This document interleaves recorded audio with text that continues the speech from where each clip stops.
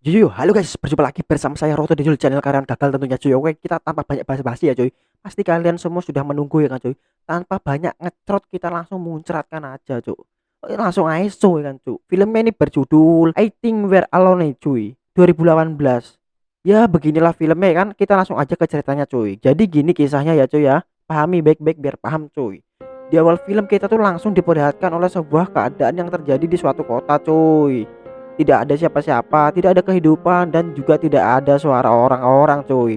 Membuat kota ini benar-benar terasa seperti kota mati, cuy, di sini. Baik langsung aja, cuy kan. Namun ternyata di balik kesepian yang ada, ternyata ya kan, cuy, masih terdapat seorang laki-laki, cuy. Paruh baya bernama Adele ya kan, cuy. Bisa dibilang Del ya kan, cuy.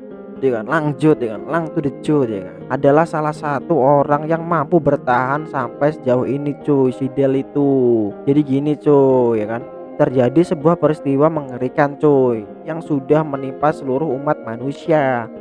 Peristiwanya ya kan cuy, apa yang terjadi juga tidak bisa diketahui oleh siapapun ya kan cuy, tapi yang jelas dia cuma bisa beraktivitas sendirian cuy di sini cuy aja ya kan cuy. Kasihan dia sendirian gitu di sini tanpa ditemani oleh satupun orang cuy.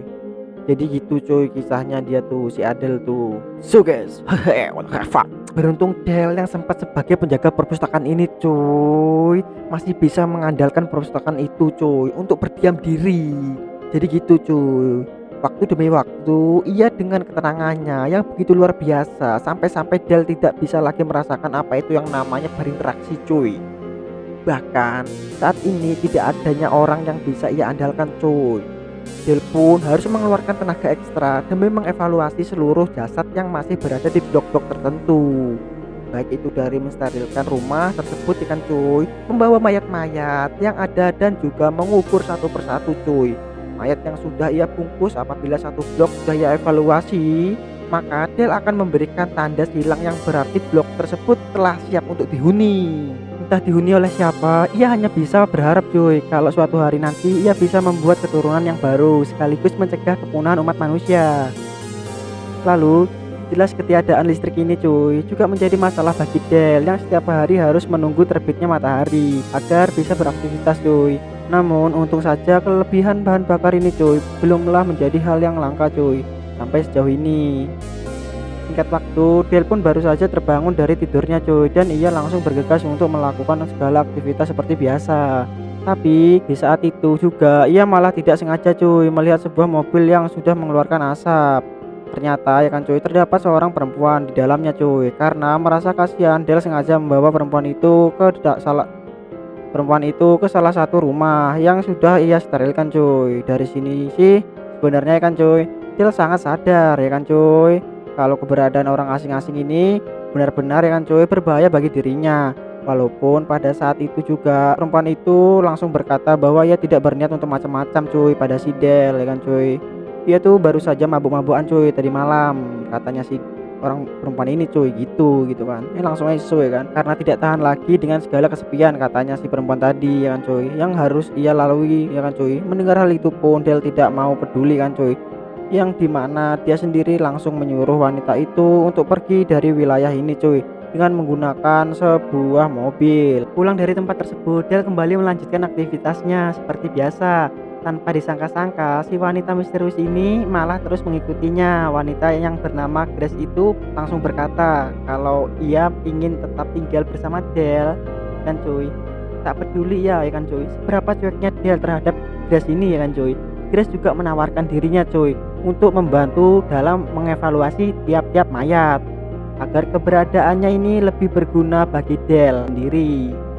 Sampai sejauh ini si Del belum merasakan yakin dengan apa yang diucapkan oleh Grace di setiap waktunya dan sampai pada suatu saat dia merasa tidak tega cuy sudah mengusir secara paksa.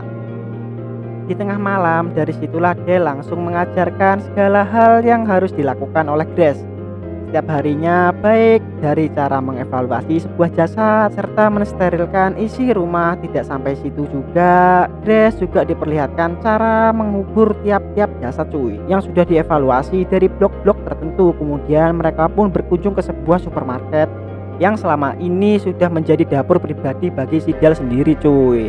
Segala makanan bisa mereka pilih sebebasnya, walaupun ada beberapa makanan yang sudah kadaluarsa cuy. Nggak cuma supermarket kan cuy, segala toko juga bisa mereka kunjungi sesuka hati tanpa diteriaki maling sama sekali. Maling maling. Oke so, di sore harinya, Grace ditugaskan kembali oleh si Del untuk mengunjungi beberapa blok yang tersisa. Tentu saja kali ini Grace tidak akan didampingi oleh Del dan ia harus melakukan setiap prosedur ilmiah secara mandiri. Akan tetapi baru aja mau berangkat malah mendengar suara gesak-gusuk cuy dari sebuah rumah yang udah berantakan. Nggak taunya di dalamnya ya kan cuy, malah isinya seekor anjing yang selamat dan langsung dibawa pulang oleh Grace. Pada saat itu juga ketika hari berganti, mereka berdua pun bergegas untuk mancing beberapa ikan di sebuah danau yang sangat-sangat hening dan bening. Ini langsung iso ya kan, dia anggap saja cuy ya bersantai-santai lah, apalagi momen bersantai-santai dengan manusia lain sudah lama tidak dirasakan oleh Grace dan juga Del cuy ya kan. Dengan skill memancing yang seadanya, Del masih mampu untuk mendapatkan sepasang ikan yang tentu saja ikan-ikan itu akan menjadi santapan spesial bagi mereka berdua cuy. Langsung itu ya kan. Setelah sekian lama hanya mengkonsumsi makanan kaleng bersama, akhirnya bisa merasakan lagi sebuah kenikmatan dari mengunyah daging ikan. Pada esok harinya pun anjing yang ia bawa oleh Grace sudah mulai rewel cuy dan mengacak-ngacak berbagai buku yang selama ini ia rawat oleh Del. Dari situlah Del pun terkena gigitan anjing tersebut cuy, yang berujung ia sengaja melepaskan begitu saja. Jelas dong langsung mengajak untuk mencari keberadaan anjing si Grace-nya cuy.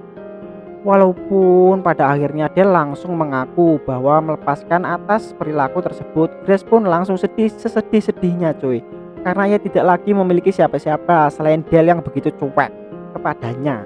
Dari awal kedatangan, Grace sangat berharap untuk bisa membuat keturunan bersama Del. Tak peduli keterbatasan fisik seperti apa yang ia alami, setidaknya mereka bisa membuat keluarga baru dan begitu seterusnya cuy. Tanpa henti, hanya saja Del berkata lain kalau ia sudah bisa untuk menyendiri, yang dimana sebelum wabah ini terjadi orang-orang pada menjauhinya cuy. Entah kalimat apa yang bisa menjelaskan perasaan Del, tapi yang jelas perkataan itu pun benar-benar menyindir segelintir orang di dunia ini. Minggu demi minggu kita lalui bersama dengan segala rutinitas yang terus berulang setiap harinya. Dari sinilah mulai belajar untuk memperbaiki berbagai panel surya yang ada di setiap rumah cuy, dengan harapan ada sumber energi terbaru bagi manusia baru.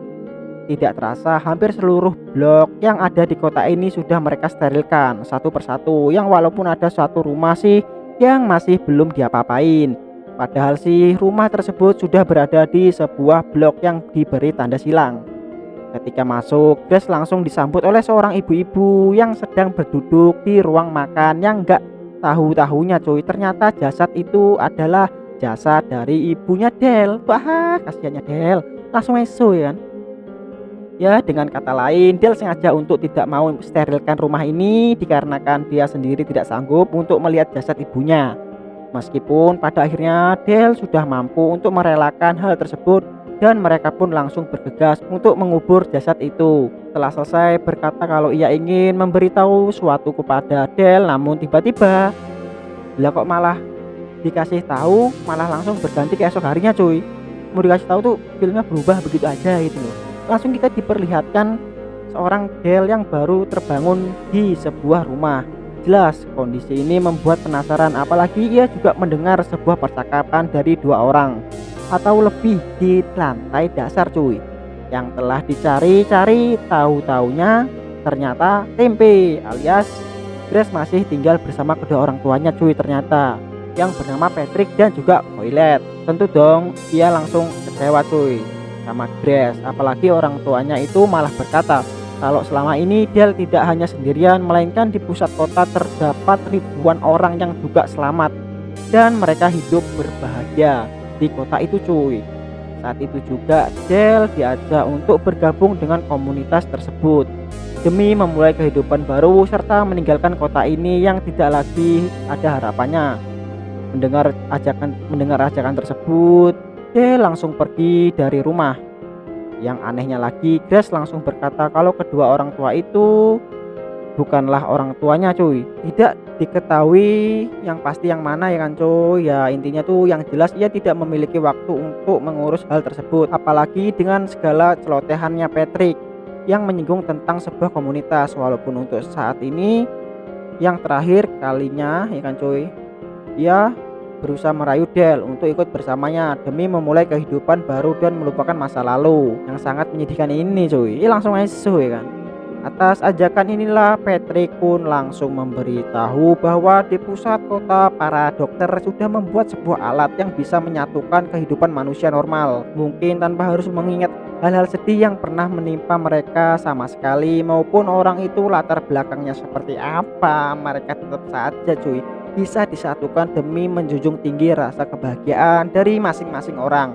Lah namun tetap saja ajakan itu tidak dapat membuat Del tertarik sama sekali ya kan cuy. Yang memang benar Del tidak suka ya kan cuy dengan keramaian katanya Del ya kan cuy.